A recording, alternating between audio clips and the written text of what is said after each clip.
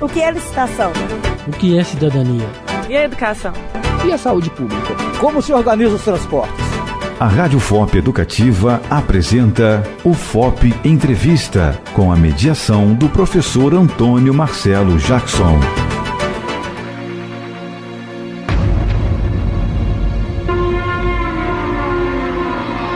É possível detectar fatores de risco nas crianças em relação a doenças cardiovasculares? É possível pensar que esse tipo de problema tem origem na alimentação? Para dar conta desse e de outros temas, nós temos no dia de hoje Silvia do Nascimento de Freitas, que tem graduação em nutrição pela UFRJ, mestrado em nutrição humana também pela UFRJ e doutorado em saúde pública pela Federal de Minas Gerais. Atualmente é professora associada da Federal de Ouro Preto. Eu sou Antônio Marcelo Jackson e nós estamos começando o nosso UFOP Entrevista de hoje. Bom, Silvia, antes de mais nada, muito obrigado pela tua presença aqui. Eu abri o nosso programa de hoje com essa chamada em relação às doenças cardiovasculares, a questão das crianças, porque nós sabemos que a Universidade Federal de Ouro Preto, ou mais especificamente a Escola de Nutrição, ela ganhou agora muito recentemente um prêmio, o Prêmio Henri Nestlé, até em virtude de uma pesquisa que foi realizada por uma ex-aluna, Ana Luísa Gomes, e atualmente tem sido continuada essa pesquisa por uma aluna, Natália Simões, é claro, sempre com a orientação do corpo docente da Escola de Nutrição. Então, eu queria que você falasse, até para a gente cair nesse assunto, mas falasse um pouquinho desse prêmio, falasse dessa pesquisa, como é que isso tudo aconteceu. Mais uma vez, obrigado pela tua presença. Eu que agradeço a visita. Então, em relação, à pesquisa em si, essa pesquisa ela começou basicamente em torno de 2008, quando uma nutricionista chamada Adriana Pote Moreira procurou a Escola de Nutrição, que ela é nutricionista do município de Nova Era, e na época ela estava preocupada com o quadro que estava ocorrendo em Nova Era. Ela vinha há algum tempo já trabalhando com os escolares e começou a verificar que essas crianças elas estavam se tornando ou com sobrepeso ou obesa já nessa fase da vida, ou seja, dos 6 aos 10 anos de idade. Então ela, muito preocupada com isso, ela procurou a Escola de Nutrição para fazer uma parceria. E nessa parceria surgiu um projeto maior que foi, eu tenho que ler o nome do projeto que é bem grande. Sem problema. As duas facetas da transição nutricional e os fatores de risco de agregação familiar associadas às doenças cardiovasculares em escolares de Nova Era, Minas Gerais. Então essa pesquisa, a gente sentou e juntas nós elaboramos um projeto de pesquisa para ser executado em Nova Era. Esse projeto inicialmente foi financiado pela FAPEMIG, que é o órgão de fomento da região de Minas Gerais, e a Ana Luísa, então graduanda, na época, ela participou desde o início desse processo. Então nós fomos para Nova Era, fizemos o levantamento inicial, onde a gente detectou uma prevalência já na época de obesidade entre essas crianças em torno de 6,5%. E a partir daí a gente escolheu essas crianças para estudar e comparar com as crianças que são consideradas normais, ou seja, aquelas que não tinham obesidade. E o estudo foi levado a cabo. Então essa foi a primeira fase.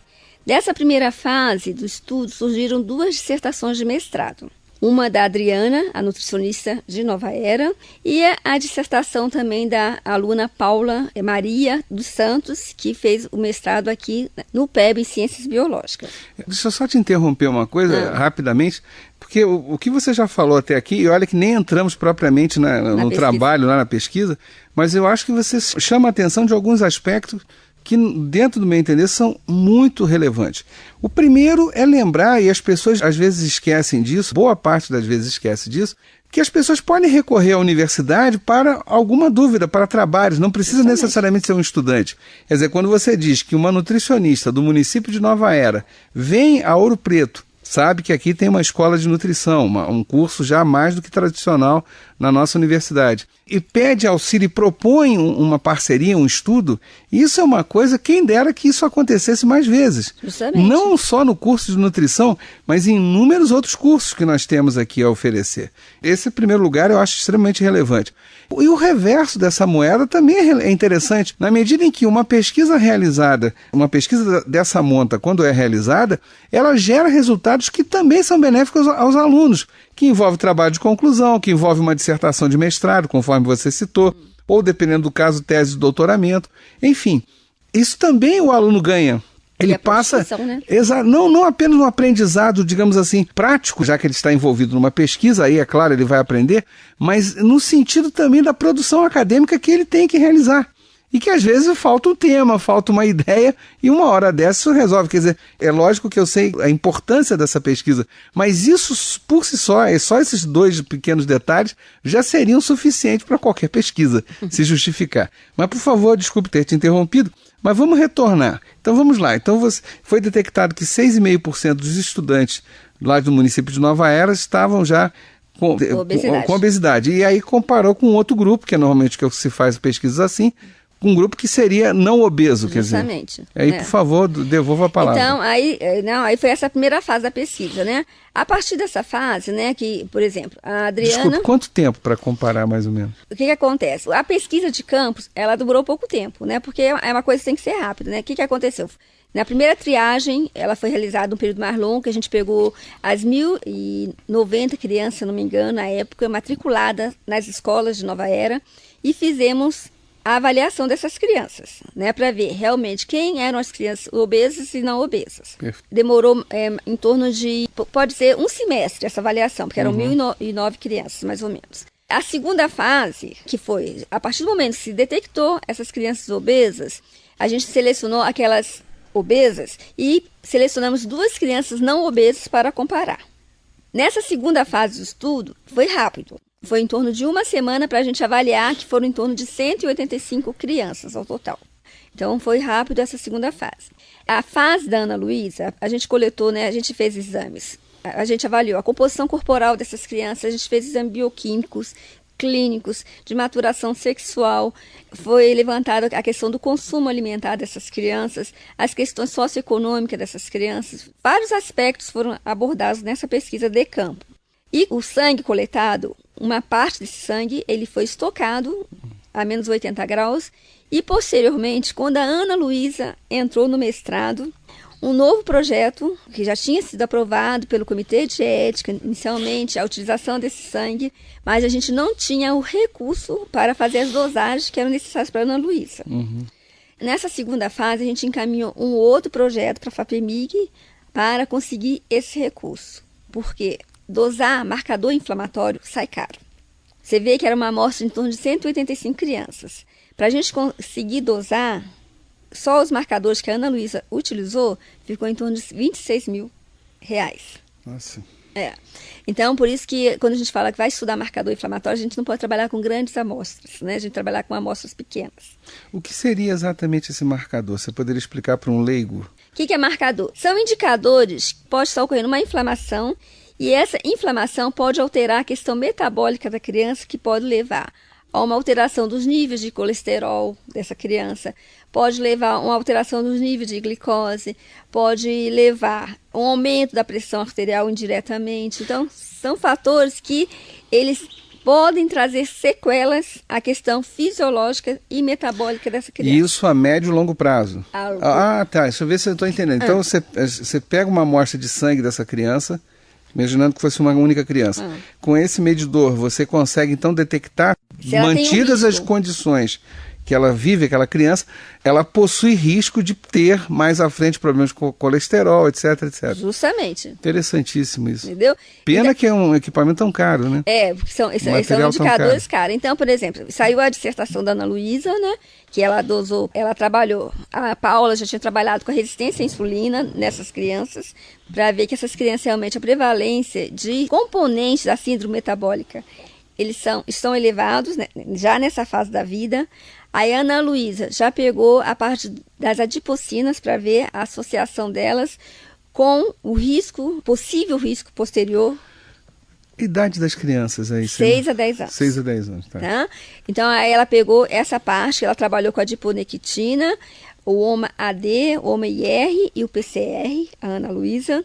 Agora, nós temos a Natália, que você mencionou, que vai trabalhar com a questão da visfatina, que a gente considera um marcador inflamatório, de certa forma, novo. Todos esses nomes que você passou são marcadores. São marcadores. Tá. E vai trabalhar com a resistina, a Natália. E ainda tem uma outra aluna de mestrado que vai trabalhar a questão do ambiente o contexto que essa criança vive na probabilidade de ela vir ou não a ser obesa, tá? Que a gente chama de ambiente obesogênico, que é a Isabela. Agora, aí que está, por favor, que me veio agora a pergunta, essa pesquisa com esses marcadores, ela conseguiria detectar aquilo que tem a ver com um problema, digamos assim, socioambiental, no sentido quer dizer, que tipo de alimentação que essa criança tem, e separar daquela que teria uma tendência à obesidade quase pelo seu, não sei como dizer, do seu organismo? Esse tipo de pesquisa detecta isso ou não? Ou simplesmente detecta o problema? Não, a pesquisa ela pode detectar o problema. A gente não fez uma análise ainda se essas alterações estão associadas à alimentação dessas crianças. Entendi. Isso é uma outra etapa da pesquisa que se pretende realizar, né? Então a gente viu que existe, é o mais importante ressaltar ainda, que não só nas crianças obesas foi detectado que esses marcadores estão presentes, ou seja, estão associados a algum estado de nutrição dessas crianças. Por exemplo, nas crianças normais também, aquelas não obesas, foi observar também a alteração. Deixa eu ver se eu me lembro aqui. Aqui eu trouxe até o artigo que foi publicado já. Fique à vontade. Tá, nessas crianças, como é que eu posso falar? Peraí, deixa eu ver aqui, ó. Porque enquanto você está olhando no gráfico aí, que eu fico pensando, né? Pode falar que eu vou. E é terrível porque quem me conhece sabe disso, quem não me conhece torna público agora. Eu sou obeso e sempre fui, quer dizer, sempre fui gordo desde que eu me entendo por gente. Me lembro, aliás, o único momento na minha vida que eu não fui gordo, e aí quase que eu me igualei ao Jô Soares. Todo mundo achou que eu tinha perdido completamente a graça, né? O Jô Soares é que brinca, né? Quando ele emagreceu, as pessoas disseram que ele perdeu a graça. Então ele voltou a engordar para ter graça de novo e ter o seu ganha-pão garantido. Mas a grande questão que me preocupa bastante, e isso agora é visível, né? É perceber o índice de obesidade mesmo que está se espalhando. Quer dizer, quando eu ouço alguém falar, quando eu vejo alguém na televisão falar, ou leio alguma matéria num jornal e tal, e tratando a obesidade como uma doença, para um sujeito como eu, quer dizer, e olha que, volto a dizer, eu sempre fui gordo, isso para mim é visual, quer dizer, eu olho para as pessoas na rua, ainda mais sendo eu carioca, morando numa cidade do Grande Rio, num lugar quente, quer dizer, as pessoas vão com roupas mais leves e tal, a obesidade fica visível. É uma coisa, de fato, que está grotesca, quer dizer, E quando você fala isso, a questão da obesidade, né, atualmente, o que a gente fala, né? As pessoas costumam muito falar em obesidade relacionada ao índice de massa corporal. E a gente sabe que ele não é um índice, assim, mais fiel para definir se a pessoa é obesa ou não. Por que a gente fala isso? Porque quando você fala em obesidade, o que deve estar aumentado na obesidade? É a quantidade de tecido adiposo que essa pessoa apresenta. Porque você pode comparar um atleta com uma pessoa mais gordinha. O que o atleta vai ter? Ele pode ter o mesmo IMC, que a gente fala, né, que é o índice de massa corporal, igual aquela pessoa que é gordinha. Tem a mesma estatura, mas só que uma tem massa muscular e a outra tem tecido adiposo. E o que é importante sempre ressaltar é a quantidade de tecido adiposo, ele sim, que é um risco à saúde das pessoas. Se ela tem um índice de massa corporal elevado, em decorrência de uma massa muscular, é uma coisa. Agora, se ela tem um índice de massa corporal elevado, em decorrência de um tecido adiposo elevado, aí essa pessoa realmente é uma pessoa de risco. Né? Isso que a gente tem sempre que lembrar. E, realmente, o tecido adiposo que está associado à alteração desses marcadores, chamados marcadores inflamatórios. Então, por isso que a gente sempre procura ver, será que uma criança que ela é gordinha, tem mais gordura em relação a uma criança, ela pode ser considerada normal em relação ao IMC. Mas será que, mesmo essa criança normal, ela apresenta uma associação com esses marcadores inflamatórios? E aqui nesse estudo a gente conseguiu ver isso. Que não é só a criança que tem mais tecido adiposo que ela tem risco. Possivelmente não foi feita uma análise mais a fundo em relação à composição das crianças, em termos de composição de gordura, tecido muscular, porque é uma fase crítica de crescimento que as crianças estão. Então, o instrumento que a gente utilizou não foi possível diagnosticar se isso é referente realmente à quantidade de tecido adiposo, já que as crianças consideradas normais em termos de peso, elas apresentaram também alterações importantes, bem relevantes. Mas aí eu te pergunto, ainda que eu não seja da área da nutrição, mas sou um professor universitário e pesquisador. A hipótese era que esses marcadores aparecessem apenas ou de maneira bastante contundente nos obesos? Não, depende do tipo. Essa era a hipótese? Não, depende do tipo. Por exemplo, a adiponectina, que é um marcador. O que acontece? Em crianças obesas, ele vai estar diminuído tá? Em relação à obesidade. Em crianças normais, espera-se, em termos de peso, espera-se que ele esteja aumentado. Então, ele tem um efeito contrário. Entendeu? Então vai depender do tipo de marcador que você está estudando. Não, exato, mas quando você falou aí agora há pouco que alguns marcadores apareciam nos dois grupos. Quer ver? Isso que eu queria entender. Esse marcador, você esperava que aparecesse somente nas obesas. Isso que eu tô. Nas obesas. A gente esperava uma relação inversa, por exemplo, a adiponectina. E qual o marcador? Vamos lá. Olha só, por exemplo. Quais os marcadores? Para você ver. Porque esse marcador foi a variável resposta que a gente considera. Como é que ele se ia comportar de acordo com determinadas características da criança. Por exemplo, aqui, só para você ver, nas crianças obesas, a gente viu que a PCR, né, que é a proteína C reativa, que é um marcador de inflamação. Isso, e essa proteína exatamente, para um leigo, ela... Quando a pessoa está obesa, a tendência ela está aumentada. Exato, mas essa proteína, ela, além de estar vinculada diretamente à obesidade, ela gera que tipo de problema, continuando alta? Ela indica que tipo de problema? Que existe um risco cardiovascular. Sim. Que pode, pode vir a ter um risco cardiovascular. Então, de novo, a proteína... Proteína C reativa. C reativa. É o marcador inflamatório. Exato. Então, você espera que uma criança obesa, essa proteína esteja alta e isso se confirmando, essa criança possui a médio e longo prazo, mantendo-se daquela forma, risco de doenças cardiovasculares. Justamente na fase adulta, né? A tendência é a ter maior probabilidade de ela vir ter uma doença na fase adulta. Então, por exemplo, como eu te falei, né? A gente tentou relacionar a proteína C reativa com algumas características da criança. Que características poderiam explicar a concentração de proteína C reativa nessas crianças? Deu para entender, mais ou menos, o que eu estou falando? Em relação às crianças, a todas elas, mesmo as não obesas? A gente fez análise separada, que a gente chama modelo multivariado, tá? Certo. Então a gente pegou o grupo de crianças obesas, pegou a proteína C reativa, viu? Perfeito. Que variáveis, que características dessas crianças conseguiriam explicar a concentração de proteína C reativa? Apenas para o nosso ouvinte, que variáveis, ou seja, que condições, que situações, que características físicas, bioquímicas poderiam gerar aquele resultado, ou seja, que é o índice alto da proteína. Então, por exemplo, o que a gente viu? Que o percentual de gordura corporal das crianças obesas e o triacilglicerol foram... Triglicerídeos, que as pessoas falam, né? Quando você faz exame de sangue. Por favor, Silvia, lembre-se que eu estou falando com o leigo aqui. Nosso ouvinte nem tanto, mas o apresentador aqui é leigo. É porque os triglicéridos, né? Triglicerídeos que a gente fala comumente, né? Quando você pega o resultado de laboratório. Certo. Então, o que a gente viu? Essas duas variáveis, né, essas duas características, conseguiam explicar a concentração de proteína C reativa nas crianças obesas. Ou seja, quando você aumentava o PCR e quando você diminuía o triacilglicerol, havia variação da concentração de proteína C reativa, que é um fator de risco para a doença cardiovascular. Entendi. Deu para entender? Agora sim. Tá? Aí eu vou pegar só outro exemplo de criança da adiponectina. Como eu te falei, a adiponectina, que é uma adipocina que ela espera-se que ela esteja diminuída nas crianças obesas e aumentadas na não obesa, tá? E por quê? O que isso mesmo. E por quê? O que ela indica? De uma forma leiga, a gente poderia indicar que ela seria um fator de proteção. Quando você está com ela elevada, seria um fator de proteção, né, para a doença cardiovascular. Então, o não obeso, ele teria esse índice alto, o obeso baixo, na medida que esse obeso estaria mais frágil a uma série de problemas.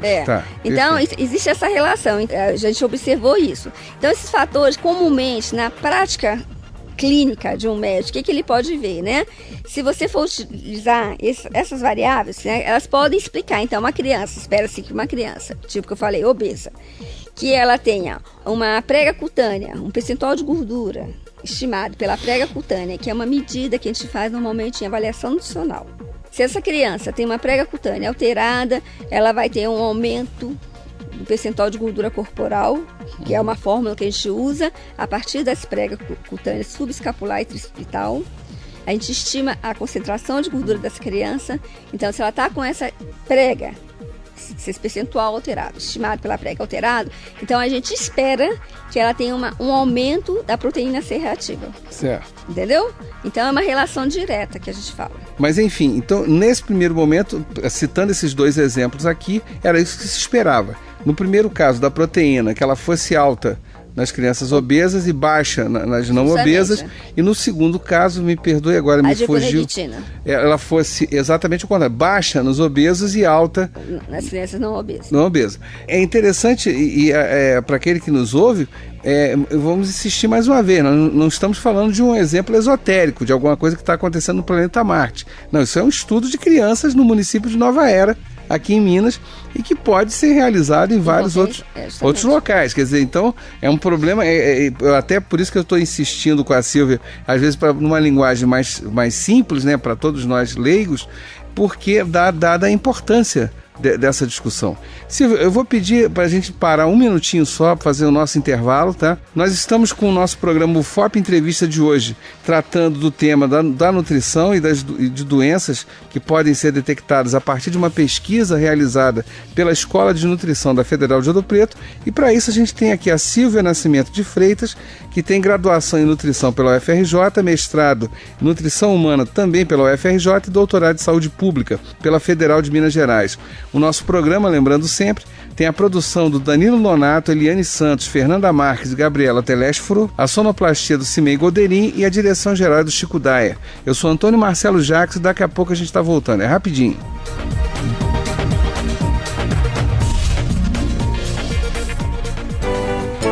UFOP Educativa, informação e cultura ao seu alcance. Fique atento, quem ganha é você. Todo brinquedo passa por testes de fogo, ruído, impacto, queda, mordida e tração para verificar se as crianças podem se ferir com pontas ou engolir peças muito pequenas que se soltam facilmente. Só assim a venda é autorizada. O selo pode estar impresso no brinquedo, na embalagem ou no próprio produto. Pense na segurança dos seus filhos. Não compre um brinquedo sem a etiqueta do Inmetro. Consumidor atento, direito garantido. Uma campanha da Câmara dos Deputados e Inmetro.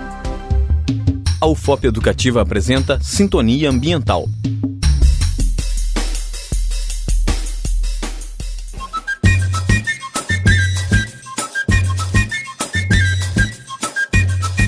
Olá! Começa agora o Sintonia Ambiental, programa onde você fica ligado nas notícias de meio ambiente. Hoje você vai entender um pouco mais sobre a Tarifa Básica Operacional de Água e Esgoto de Ouro Preto. A Tarifa Básica Operacional, TBO, foi implantada no município de Ouro Preto em 2010, por meio de uma lei municipal. Ao contrário de outras cidades, essa taxa possui um valor fixo mensal, correspondente ao serviço de água e esgoto, independente da quantidade de água usada. Com esta cobrança, além destes serviços oferecidos, o SEMAI pode captar recursos financeiros junto ao governo federal e estadual para implantação e modernização do sistema de saneamento básico de todo o município. A diferença entre a tarifa básica operacional e a cobrança pelo consumo de água está em que a tarifa é um valor fixo pago pelos moradores e comércio, enquanto a cobrança pelo consumo, o valor pago depende da quantidade utilizada. Essa é a forma em que a maioria dos municípios brasileiros adotou. A TBO antes era paga no IPTU, onde todo o valor arrecadado ia para a prefeitura. Agora, a arrecadação vai diretamente para a SEMAI. A ideia é que os recursos da TBO sejam investidos na própria localidade onde é recolhida, como nos distritos, por exemplo. Entendeu o porquê de Ouro Preto cobrar a TBO? Então, até o próximo Sintonia.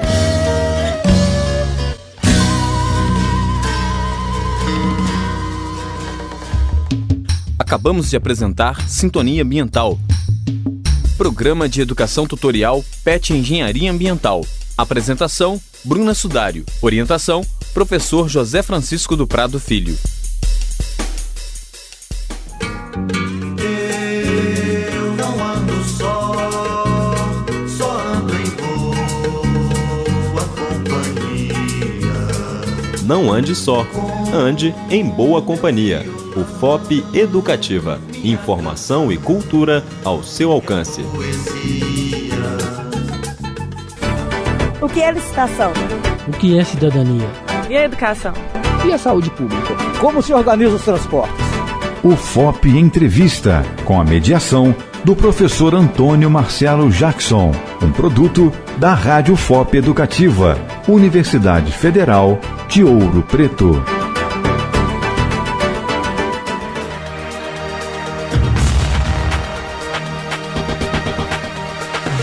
Estamos de volta com o nosso FOP Entrevista de hoje com a professora Silvia Nascimento de Freitas, com o tema sobre nutrição e as doenças cardiovasculares a partir de uma pesquisa realizada no município de Nova Era, Minas Gerais.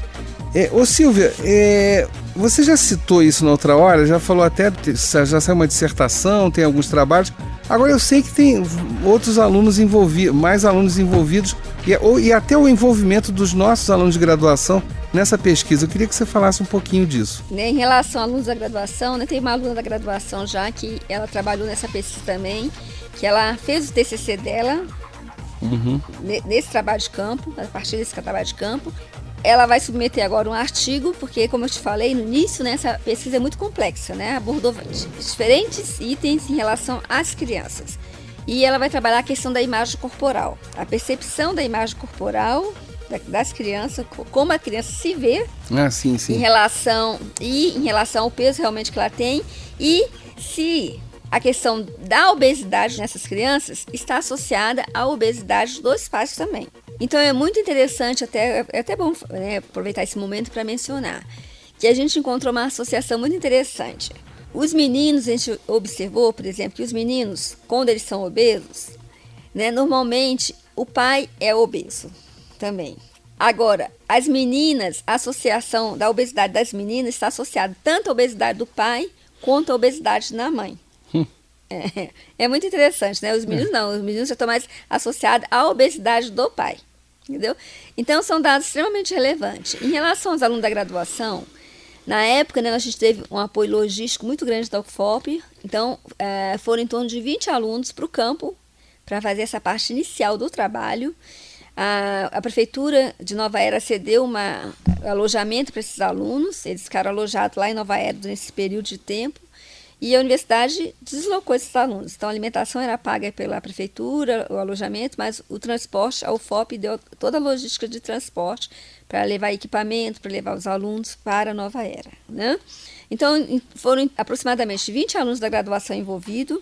A partir daí também tiveram 2 alunos de iniciação científica, que é do PROBIC, que é o projeto de iniciação científica promovido pela FAPEMIG, e o PIBIC, que também teve alunos da graduação envolvidos, que é o PIBIC, que é do CNPq.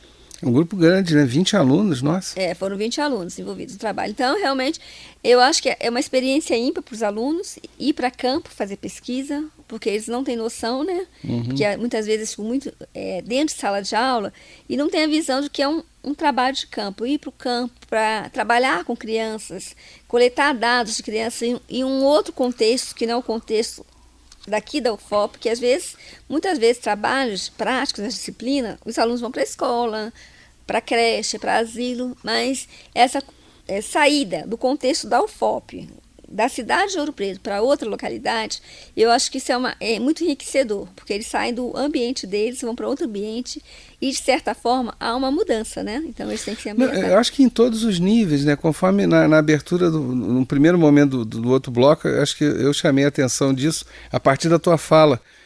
Na medida em que o aluno ele ganha, sem dúvida alguma, porque por tudo que você falou, quer dizer, ele não está restrito só à sala de aula ou ao laboratório, ou mesmo, você citando agora, ao ambiente da cidade de Ouro Preto ou Mariana, que seriam as áreas mais próximas, mas sim ele escapa dessa realidade e lembra que o mundo é muito maior e com isso ele ganha muito. Como também a recíproca é verdadeira, quer dizer, o município de Nova Era indiscutivelmente está ganhando com isso, como acho que outros municípios que podem vir a entrar em contato. E aí eu te pergunto, eu sei que ainda não foi colocada essa pesquisa para outros municípios, Mas a escola de nutrição conseguiria dar conta? Vamos supor, vamos imaginar que outros municípios chegassem hoje ou amanhã na porta da escola de nutrição e pedissem, olha, queríamos uma pesquisa dessa também. Eu acho que dá conta sim, porque a escola de nutrição, né, na área de saúde pública, tem professores formados muito na área de epidemiologia que trabalham com grupos populacionais. Então, na escola de nutrição nós temos Secane, que faz um trabalho muito grande, e diferente faz no Espírito Santo, em Minas Gerais, trabalhando com cursos para o pessoal de serviço, né, fazendo pesquisas com comunidades envolvidas em relação à alimentação escolar. Então, potencialmente, a escola tem muitas pessoas que podem trabalhar com esse tema, né, porque é um tema realmente que eu acho que ele é gratificante, né, porque se você começa a trabalhar já na infância, você tem como prevenir vários fatores de risco para a doença na vida adulta, né? Sim. Então, e hoje em dia a gente sabe, né, que o padrão alimentar da população mudou muito, né? E a alimentação é um grande fator de risco. Então, você vê, se você pega as POFs, que são as pesquisas de orçamento familiar, que, de certa forma, nos permite estabelecer o padrão alimentar da população brasileira, o que você observa? Um aumento daqueles alimentos ultraprocessados, processados, que são justamente os alimentos de maior risco para a população brasileira, são alimentos não saudáveis, né? Então, é a partir das POFs que até começar a onda da alimentação saudável, né? Começar a incentivar a população a se alimentar melhor. E, como eu falei, esse trabalho foi um dos trabalhos que a gente já trabalhou com escolares, mas existem trabalhos que foram realizados aqui na cidade de Ouro Preto, né, com crianças também na idade escolar, que mostram que essas crianças têm uma alimentação não saudável. A gente, em Nova Era, agora que vai começar a analisar, a partir dos dados coletados, que a gente vai começar a ver se há uma associação com a alimentação. Mas outros estudos já mostram uma grande associação da alimentação, já nessa fase, com problema de dislipidemia, hipertensão arterial. Entendeu? Não, você está falando isso, eu me lembro... Uma coisa que num dado momento foi absolutamente popular, quer dizer, era tratado como algo corriqueiro e inofensivo, que é o macarrão instantâneo, né? E a quantidade de sódio que ele tem é uma coisa absurda, quer dizer, para você gerar uma geração de hipertensos ali é o de menos, quer dizer, depois eu mesmo tomei um susto quando eu resolvi prestar atenção nisso. Aliás, não só do macarrão instantâneo, que ele não é sozinho o vilão dessa história, mas o que você chamou a atenção agora, desses alimentos que são hiperprocessados, quer dizer, essas coisas que aparentemente facilitam a vida moderna, elas podem facilitar, digamos, um aparente cotidiano, mas em contrapartida ela está criando uma geração de doentes. Justamente. Né? É uma coisa horrorosa. E isso você consegue observar já, né, nas crianças precocemente. Já, sim. Né, um padrão alimentar totalmente, porque, né, a gente voltando alguns anos atrás, qual era a tendência da alimentação dentro do domicílio, né? A mãe a mulher quase não trabalhava fora, ficava mais em termos dentro de casa, se dedicando aos filhos, né? Então ela fazia alimentação, aquela alimentação, arroz, feijão, uma carne, uma salada, né? E hoje em dia não. A própria sociedade faz com que a mulher busque trabalhar fora para melhorar as condições, a qualidade de vida da família. Então, os filhos muitas vezes vão o quê? Qual vai ser a primeira opção quando o menino está em casa sozinho? Né? Comer aqueles alimentos que são menos saudáveis.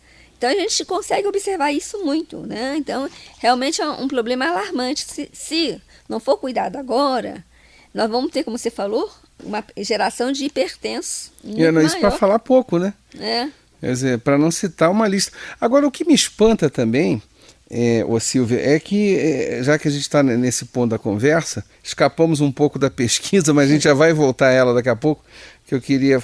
Tem algumas coisas a perguntar, mas eu sempre quando converso com alguém da sua área, eu tenho uma interrogação gigantesca, né? Uma não, na verdade tenho várias. No sentido, primeiro, que é uma luta hercúlea que o nutricionista tem, e o nutrólogo, por outro lado, aquele que pensa a nutrição aí diretamente ligada à questão biomédica e tal, em relação à cultura, né? A forma como as pessoas são educadas e entendem o mundo. Quer dizer, então, em outras palavras, eu tenho 49 anos, então você passa 45 anos da tua existência comendo macarrão instantâneo, nuggets, hambúrguer, biscoitos das mais variadas. Aí um belo dia falam para você, olha, isso tudo faz mal. Então aí você fala, bom, e aí? Quer dizer, eu faço o quê? Quer dizer, pulo da ponte? Quer dizer, o que se faz numa... Eu acho que Quer dizer, ou seja, acho que o primeiro grande combate é contra a própria cultura, né? Porque é o seguinte, né? Se você volta não muito tempo atrás, né, não havia tanta divulgação a nível desses alimentos, né? Sim. Porque era uma divulgação assim, mais restrita. Então, o que acontece? O acesso a esse tipo de alimento, ele realmente foi mais facilitado, né? De certa forma, o brasileiro hoje consegue comprar um biscoito recheado, que é rico em gordura saturada, né? O macarrão instantâneo. Geralmente é o mais gostoso. Você como um gordinho, eu posso falar isso. Os gordinhos gostam mais. Com certeza. Mas existe agora realmente uma tendência de mudança, né? Claro. Como você falou, isso é questão de hábito, formação de hábito. E que a gente fala, o hábito se forma na infância. Sim. Não, e você está falando isso, desculpe te cortar, mas, por exemplo, eu me lembro da minha infância no Rio de Janeiro, onde eu estudei em escola pública municipal, por exemplo, boa parte do meu primeiro grau, onde tinha merenda escolar. Tá? E aí é que entra a questão. Eu me lembro dos cardápios, porque rigorosamente eram os mesmos cardápios de segunda a sexta. Macarrão com salsicha, macarrão com almôndega, arroz com peixe, angu com almôndega. Quando eu olho hoje em dia, eu falo, gente, eu não sei como é que eu consegui chegar vivo hoje. Quer dizer, quando eu penso na alimentação, isso numa escola municipal. Mas agora existe uma tendência de mudar essa alimentação. Não, para claro. A agricultura familiar. O governo está, né, estimulando que as merendas sejam compradas dos pequenos agricultores, né? Sim, eu sei uma forma de estimular, exato. Entendeu? Tudo mudou, eu sei. Sim, mas quando eu falei com a pergunta anterior, quer dizer, pense de novo, eu tenho 49, quer dizer, vamos voltar aí 40 anos no tempo, ou um pouco mais. A minha infância minha mãe trabalhou a vida inteira, meu pai também, lógico. Então, eu e meus irmãos vamos para a escola. Bom, família mais pobre, então remediada, escola pública. E era isso que eu tinha, que era oferecido. Então é uma coisa louca quando você pensa, né? Ou seja, qualquer um que tenha a minha idade e que seja do Rio de Janeiro, que tenha estudado escola pública, ele passou por isso.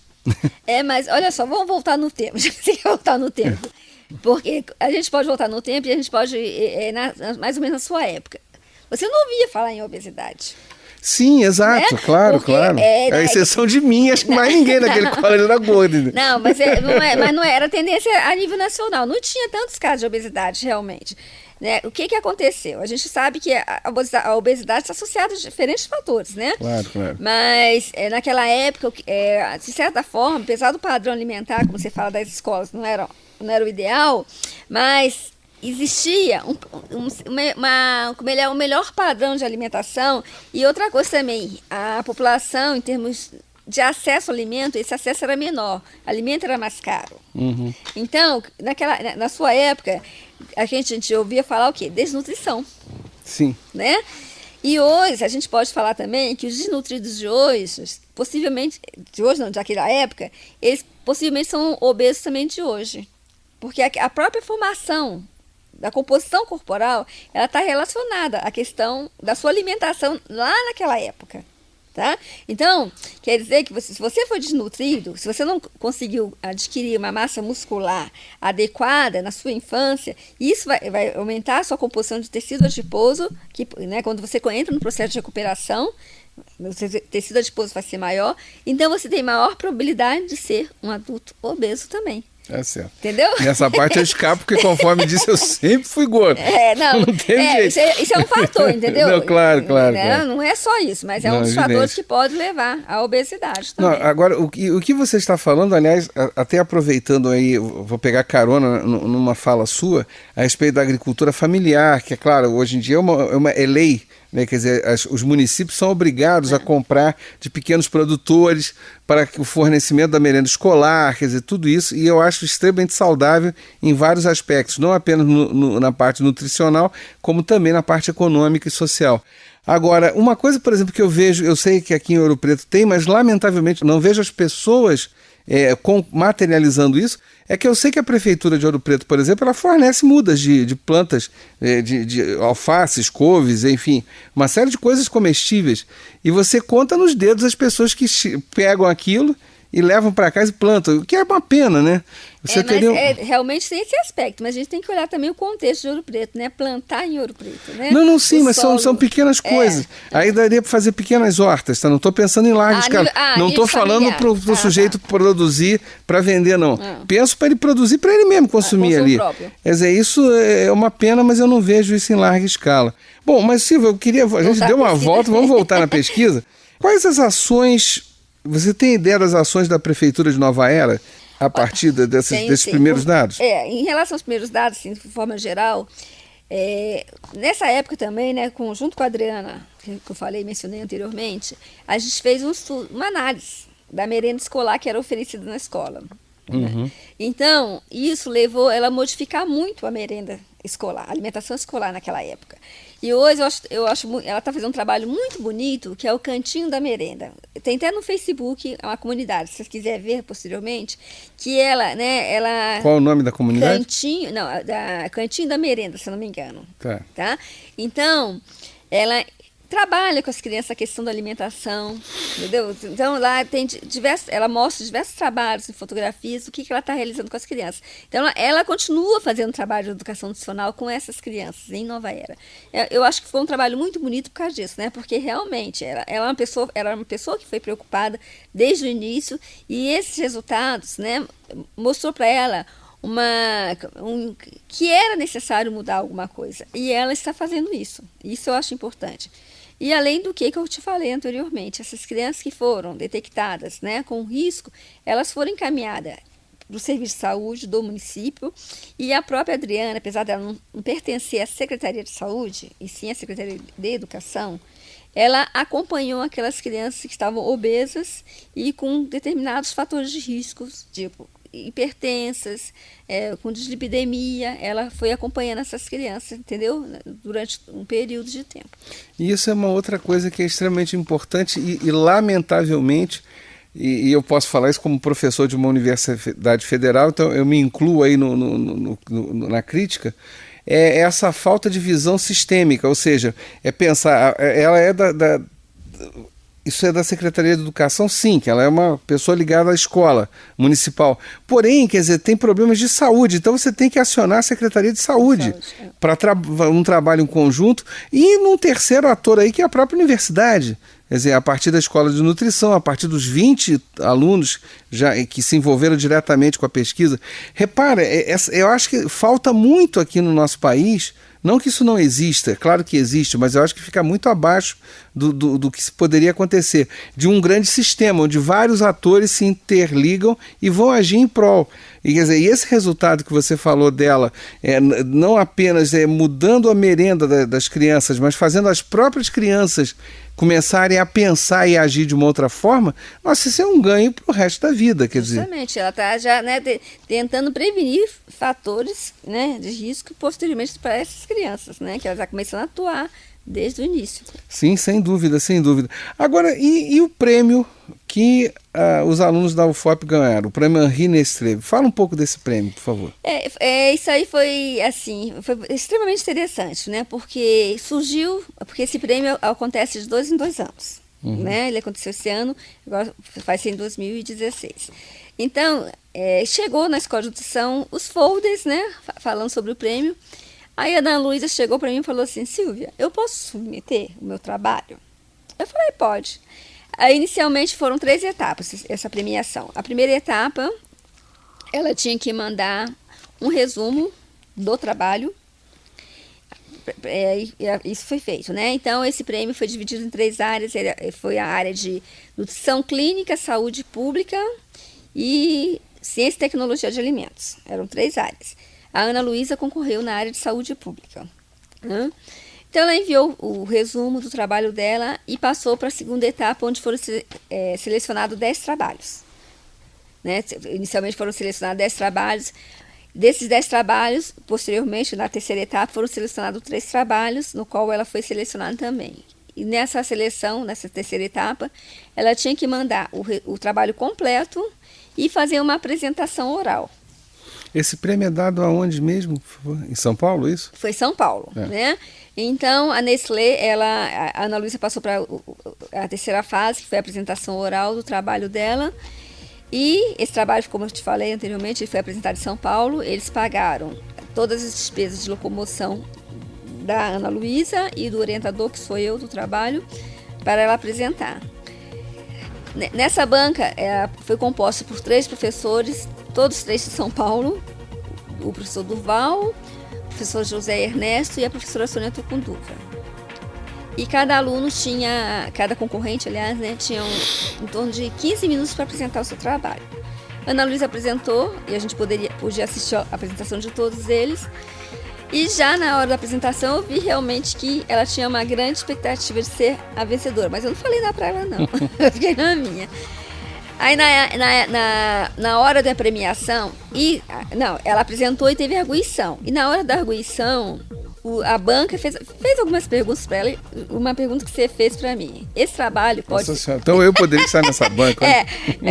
Eu pergunto: esse trabalho pode ser feito em outras regiões do Brasil? Esses resultados podem ser aplicáveis a outras crianças do Brasil, crianças obesas e não obesas do Brasil? Aí ela ficou assim meio... Aí eu vi que eles gostaram muito do trabalho. Aí ela falou: eu acho que sim, mas só que, né, a gente fez uma cidade específica. Nós, epidemiologistas, temos essa preocupação de trabalhar com amostras, que a gente chama, que sejam representativas da população no geral. Aí ela ficou meio receosa de falar que poderia ou não podia, né? Aí ele falou: não, pode sim, porque criança obesa de Nova Era não vai ser diferente da criança obesa de São Paulo, por exemplo. Né? Então eu vi que ela tinha grande expectativa. E por que da premiação? Realmente é um tema inédito. Assim, inédito em termos dessa faixa de idade. Na época que a Ana Luísa começou a fazer o trabalho, ela só encontrou um trabalho realizado com crianças trabalhando com esses marcadores. Entendeu? E na época eu até falei para ela: Ana Luísa, não é que ele desmerecia o trabalho, não, mas o trabalho tinha diferentes erros metodológicos. Não foi um trabalho feito no Brasil, não. Mas ele tinha erros metodológicos, né? Aí eu falei, ela falou: mas a gente não vai nem ter como comparar os resultados, que não tem nenhum outro estudo. Aí eu falei para ela: não, você vai colocar esse estudo, né? E falar das deficiências, das limitações. E isso eu acho que levou ela a essa premiação. Porque realmente era um tema inédito, que né, você agora já tem outros estudos com esses marcadores, com essa faixa etária, mas quando ela realmente fez, não tinha, bem dizer, nenhum trabalho realizado nessa faixa etária, utilizando esses marcadores. Fantástico. Então, Ana Luísa, se porventura nos ouvir, parabéns a toda a equipe. Silvia, brigadíssimo, muito obrigado mesmo pela tua entrevista aqui hoje, esclareceu bastante coisa e chamou a atenção para esse tipo de ação da Escola de Nutrição e também da própria Universidade Federal de Ouro Preto. Então, quer dizer, muito obrigado. A gente teve aqui a Silvia Nascimento de Freitas, que tem graduação em Nutrição pela Federal do Rio, mestrado em Nutrição Humana pela Federal do Rio também, o FRJ, né? E o doutorado em Saúde Pública pela UFMG, e é professora associada aqui da nossa UFOP. Nosso programa tem a produção do Danilo Nonato, Eliane Santos, Fernanda Marques e Gabriela Telésforo, a sonoplastia do Cimei Goldeirinha e a direção-geral do Chico Daia. Eu sou Antônio Marcelo Jacques e a gente encerrou o nosso UFOP Entrevista de hoje. Mais uma vez, Silvio, obrigado, e a todos os nossos ouvintes, até o nosso próximo UFOP Entrevista. Tchau, tchau.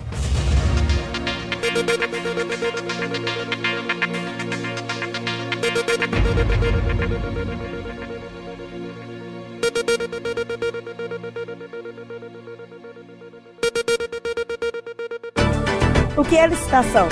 O que é cidadania? E a educação? E a saúde pública? Como se organizam os transportes? O FOP Entrevista, com a mediação do professor Antônio Marcelo Jackson.